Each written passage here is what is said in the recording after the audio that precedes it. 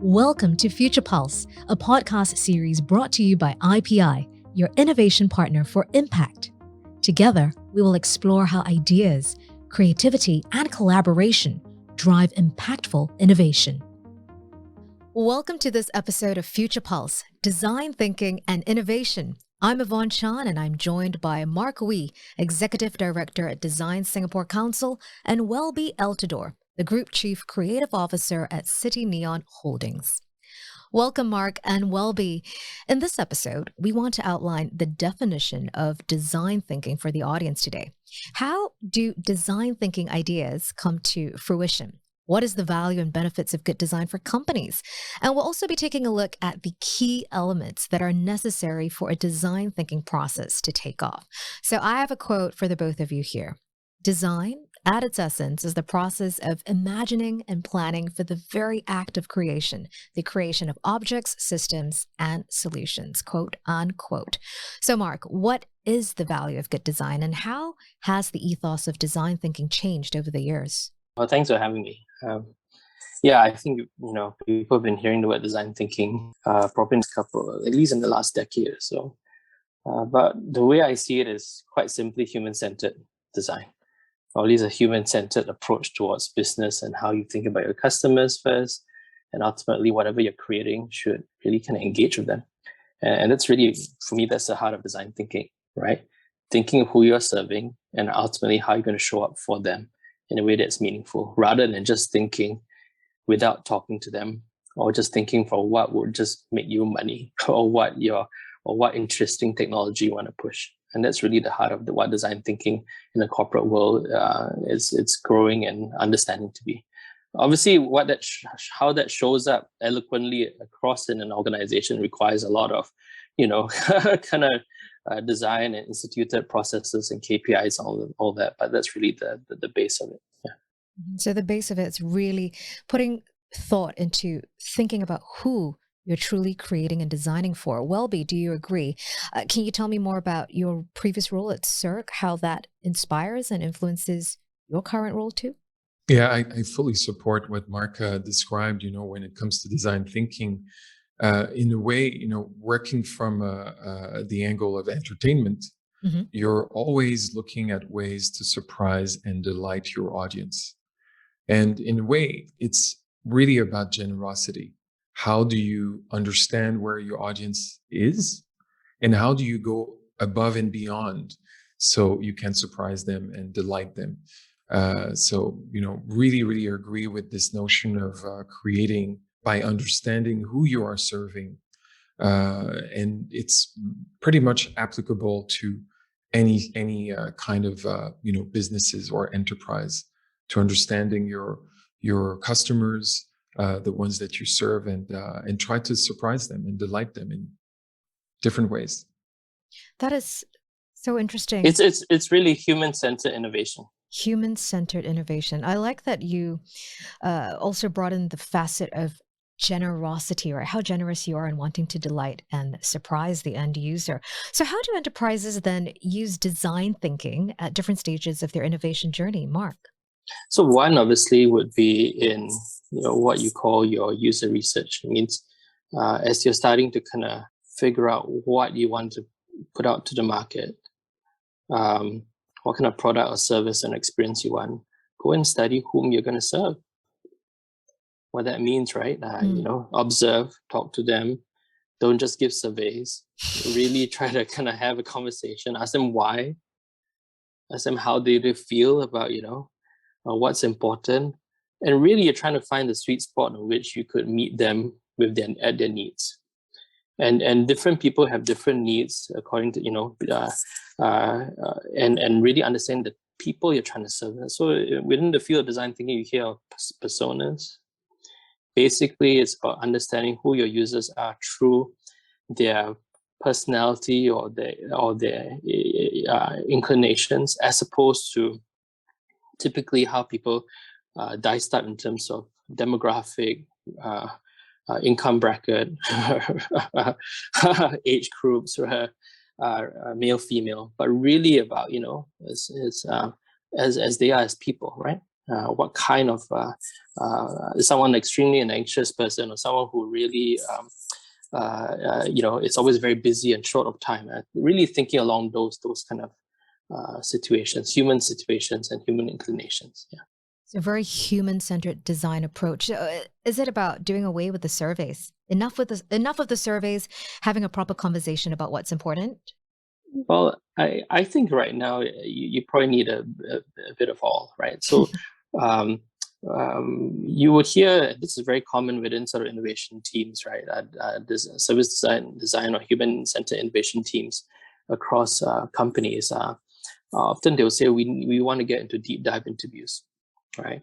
We want to have real conversations that surveys cannot pick up, simply because in the conversations when you get asked why and read between the lines and all that. And then I think what that does is it provides a validation on some hypothesis of what are some important things, of which if you need to sort of confirm that in a survey, it could influence your survey questions to really ask of those things whether those things resonate. So I would see, you need a combination of tools these days, and beyond the focus group discussions, which is everyone typically uses. Yeah, focus groups. Well, but can I have you weigh in on this as well?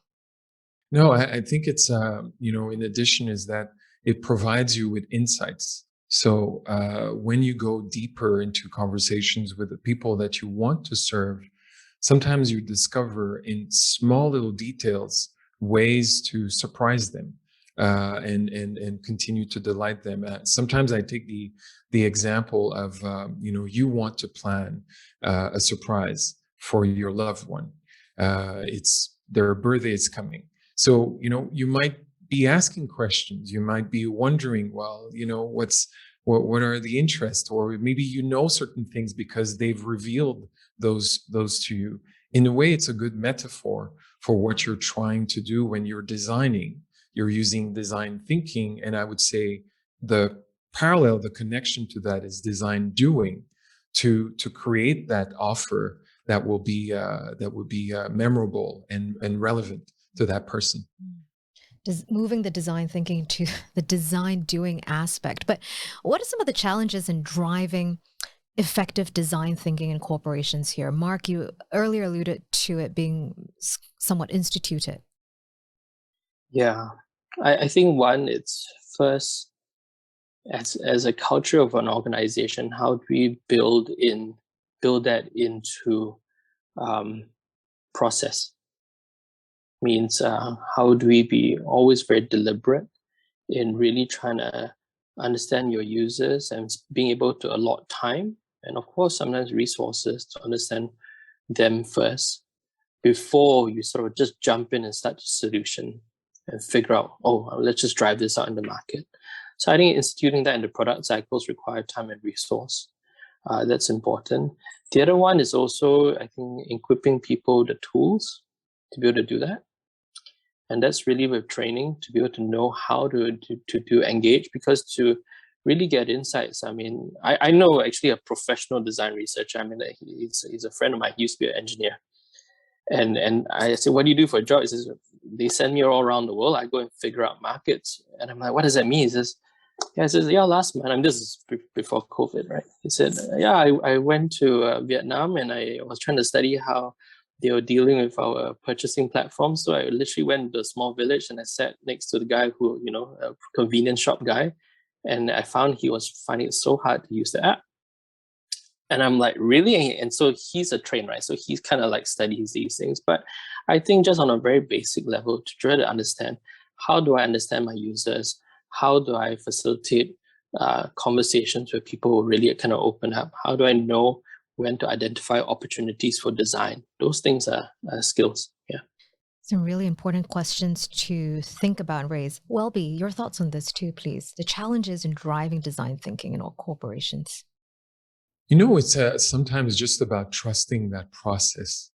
When you dive into exploring, I think that many corporations might have a tendency to, a little bit like what Mark was referring here, to look for that solution and, to jump to the solution but really trusting, the part which is more about exploring what are the options, and part of that exploration is really about knowing the people that you are creating for. I think there are numbers from studies like the ones from McKinsey. I think that something like 40% of companies who are creating products of all kinds of services never consult the people that they're creating for. I mean, think about that. That means that these are products that potentially could have been much better by having some form of input from the people who actually will buy them, engage with them. So it's really something quite simple, Yeah. but not that easy to do on a day-to-day basis. You say 46% of the products were designed and built with no consultation from the end user. Yeah, something like 40%, where there's never, at any moment of the cycle of creation, there's never a consultation, with the people who actually ultimately will buy or use the product or the service. Gosh. So how then can we encourage or nurture a design-driven mindset? Is this something that should be taught at schools, or is it already being taught in schools? Start young? Yeah, well, it is definitely being taught in schools. I mean, you start to see design thinking innovation modules showing up in business schools. I know even the National University of Singapore, they're going to roll that out as a kind of core module. So you're starting to see that as a recognition of a set of skills that are important across the board for all sorts of disciplines, right? So I think you're reckoning. So you could say that what that is showing up is the need for almost design literacy, or this idea of design thinking literacy, right? And why? It's because successful organizations recognize are doing this, are instituting this, and employees need to kind of come in with the skills to be able to help facilitate and drive, and at least understand the language that's. Yeah, I think to add to what Welby was also saying, another thing that's important in organizations is, apart from the user research up front, is really the ability to test and prototype their ideas back with the users to get more feedback, ultimately to refine it. And that, again, feels so normal, but actually is very unnatural in organizations who have a view that if we have enough brains, we can figure it out. And then after that, we'll just put out a great product, and then that's it. As opposed to thinking about whatever they put out, that there's a constant learning to it. There's even beta versions to it, and that will eventually lead to a real kind of final thing, right? And sometimes it's the bottom line that creates that tension, right? You want to bring that product, you want to bring that service, that experience as soon as possible to the market, because you have some targets, you have some financial objectives, but really securing a little bit of space to really test, even earlier on, even a prototype, even a rough prototype is always useful to learn a little bit more. I always say to my design teams, it's always time to present our proposal or our projects or our concept when we feel that we're not ready to present. Mm-hmm. That's always the perfect time to present, because we know we will get some of the best feedback in a context like that. Oh, yeah. How interesting. So don't wait till you think the product is perfect and then present it, but be open to the possibility that you're going to get feedback that you don't really want to hear, or like negative feedback to make it better. By the time so that painful. Isn't that good? Yeah, it is true. Look, by the time that you think that the product is perfect, one of the issues is that whether as an organization or individually, you start to become defensive to the feedback that you will receive. It's perfect. In your mind, it's perfect. So you actually are struggling to hearing or to use creatively the feedback that you could receive. Yeah. And this idea of prototyping means that you could get the idea out in a really rough manner. Mm-hmm. Even if it's on a sketch through just a quick short video or whatever, enough to communicate the intention behind that idea with your customers to see, are you on the right track? Is there resonance? Or are you totally just been barking up the wrong tree? which means that from a mindset standpoint, the skill of humility and to have the courage to be vulnerable is quite important, because you will, along the way, the journey of designing something great that people will actually love, you will probably a number of times receive a feedback that is, I don't get it. This sucks. This is not great, Not right? something we want to hear, but it's good to know, right? Early on rather than too late. And this brings what you both gentlemen just shared really resonates in the sense that it comes back down to what design thinking is all about, right? Very human centered. So you brought in things like humility, being vulnerable and being open to perhaps feedback that's negative, and really ultimately thinking about who it is you're designing for. Welby, I just want to come to you now and ask you this question, really. Artistic relevance and commercial success. Given your background in entertainment before working for Cirque, I mean, some say that these two, artistic relevance and commercial success, are really contradictory ingredients to a company's growth strategy. What are your thoughts on that? I wholeheartedly disagree in the sense that, no, of course, ultimately things resonate or not with people. And, often if you look at some of the biggest blockbusters to, obviously projects and products and, great entertainment finds its own audience. To me, there's no contradiction between the two. Especially if the work comes from a place of generosity. I think it really connects so you can create something that is artistically very elaborate, very deep, and yet reach great success commercially as well. I think it's a really false dichotomy. It's a false tension that's been created between the two. False dichotomy. Okay. Mark, you have any comment on that? No, they shouldn't be at odds, right? Because Yeah. creativity, originality, that's what captures human imagination. And if you think about it, if we just put it in our day-to-day, we always talk about how humans are rational. I mean, the truth is we are emotional creatures, and we make a lot of our judgments and our decisions based on that. I mean, not to just flog it, but I mean, a lot of people use Apple as an example. But there's a very reason why you buy it, because there's an emotional resonance with what they offer and what the brand stands for. A very simple one. If you look at Apple ads, they never show the technology, or maybe at the end, but they always show the human story. And those things are kind of creative, kind of endeavors on how to storytell and how to capture your heart, things like that. And of course, I mean, I think we all can go on and on about experiences that we remember and have made a mark. And often I think there's a creative genius behind that, right? Yeah, but there's a creative perspective behind that actually knows what ticks, what would resonate with people. And I think that's really the difference. Artistic that is regardless of people and just purely kind of vanity versus those that really understand what people's needs are and are able to connect into that. Sounds like quite a tall order, though. And I think that requires a lot of effort to really dig deep and find out what is it that people need. Can you both share some examples where companies have implemented innovative solutions using design thinking? I mean, how has this led to corporate regeneration? I mean, this is really for some of the companies and business leaders who are tuning in right now, who are maybe thinking about changing their approach. I remember a very simple example. I was in a business conference a number of years ago, and this was at the time, to use Mark's example, where the iPhones didn't have as much of a big life battery.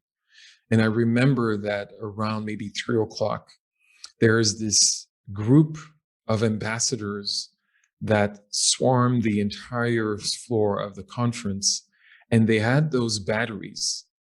And those batteries were essentially those powered up, batteries that you could connect to your phone.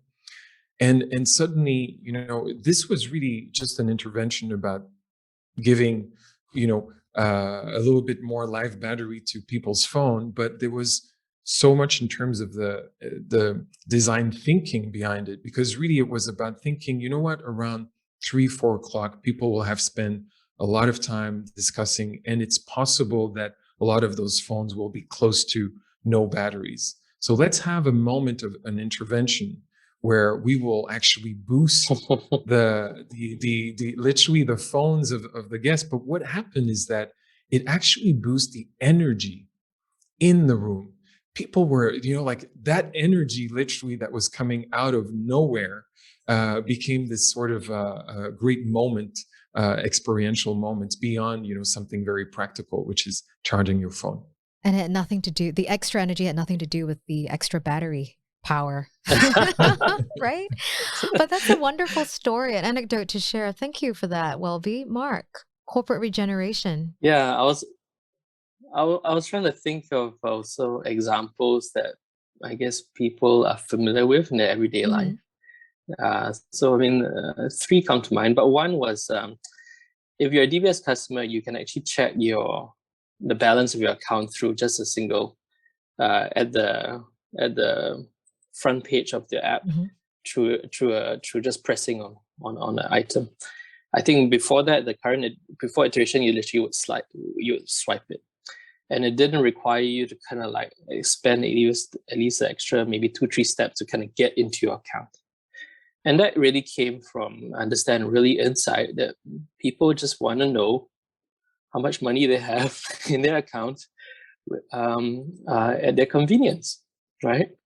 Right. I had a colleague saying that, when he wakes up in the morning, he checks to see how much money he has in the bank to know whether it's worth getting out of bed every day. Right?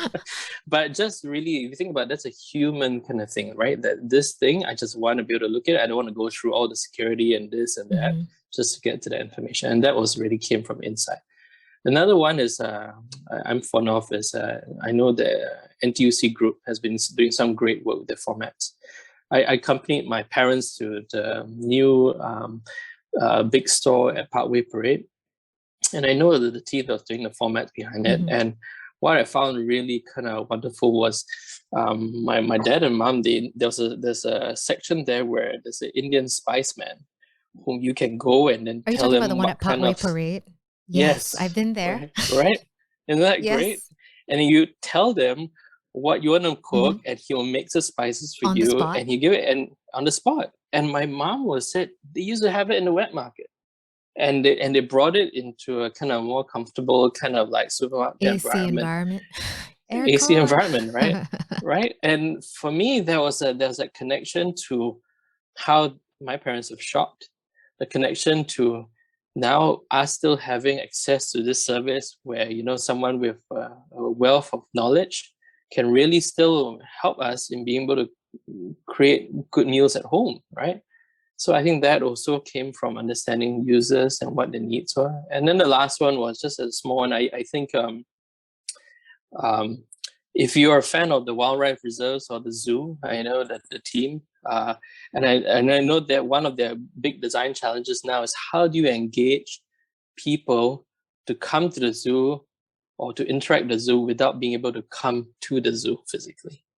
And they've done that through, if you have children, there's this thing called the Animal Buddy app, which allows you to kind of adopt animals and to be able to basically engage with the animals without actually being in the zoo, but being in your own home. For me, who is trying to refrain from buying a small dog for my daughter, I think it's a pretty good alternative for the time being. During COVID, when my kids couldn't go anywhere during the circuit breaker, we were one of the first few to sign up for that, right? The buddy thing. Yeah. And true, I'm also trying to refrain getting my kids a pet. So I said, why don't we just have a budgie, right? From the so again, it definitely helping parents on that front too. But great examples. And they were all basically with design teams thinking through what are human needs and how can we connect with them. These are really, really fantastic examples and stories. Thank you, Welby and Mark.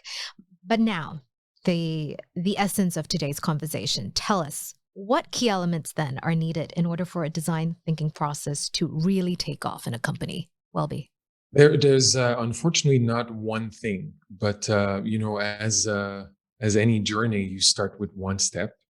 And I think that if anything, if you don't do surveys, then maybe start to do surveys. If you do surveys, then why not integrating perhaps a little bit more of design observation, to maybe meet some of your customers and understand them a little bit deeper. If you don't prototype any of your projects, well, maybe it's time to do that. So in other words, for me, design thinking is a set of tools, and you can always improve your own process by just adopting one more practice, one more tool along the way. Great. Thank you, Welby. Mark, your key elements. I always believe that leadership is key.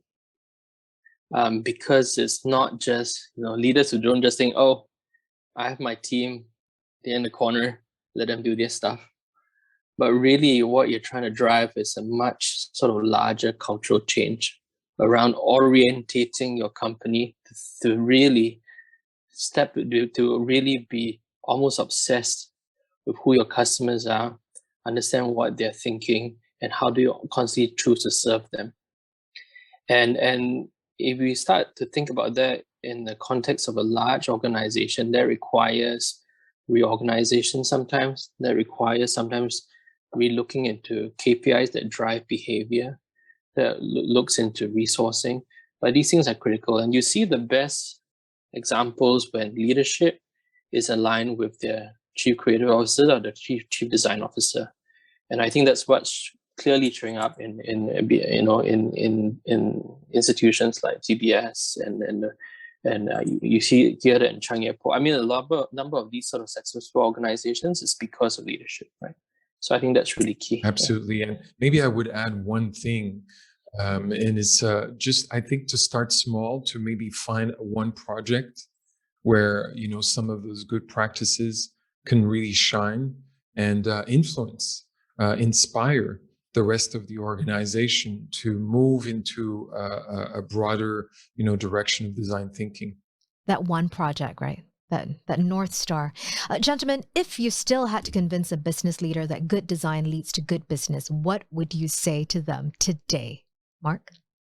Well, that's easy. Now there's a clear fact and evidence that good design drives business growth. So I would say first, I think 2018, there was a study by McKinsey for the business value of design. And I think it's a public report that sort of really studies, I think, 300 public listed companies. And they're able to arrive at real kind of evidence, strong evidence that companies that were most, you could say, design mature were really kind of like driving a competitive advantage, clear outstripping their competitors. I think it's something like on profits, they were kind of exceeding like 30%, and then for long-term shareholder value, something like 40% above the competition. So really, there's a lot of business evidence to it. I think that we don't need to convince. Then it's really then understand what is the hard yards, what does that mean for your leadership, what does that mean for your organization, and then start to invest into that.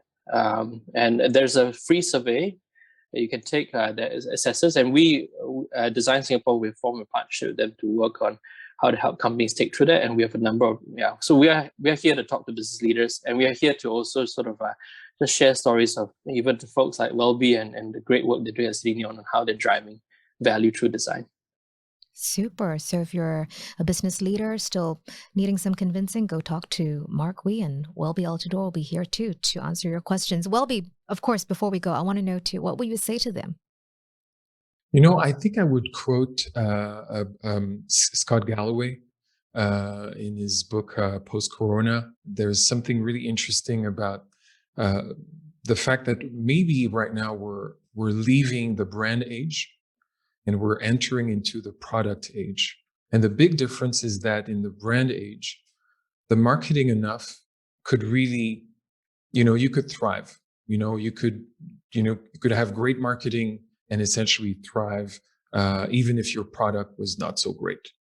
But in the product age, which we're entering now, well, your marketing, your branding, as great as it is, if your product is not great, you will not survive, because the crowd, the audience is out there, it's online, it's exchanging on your product as you're sleeping, and the pressure on really making the offer that you're having in the world great is mounting every day. So I think I would say design thinking is a super tool to really meet the challenge of connecting the your great marketing, the great story about what you're selling out there in the world, and the relevance of what you're offering actually in the real world.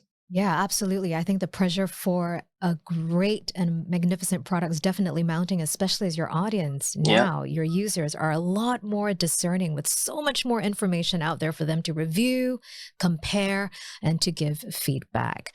Mark and Welby, thank you so much. It's been an absolute pleasure speaking to you both today.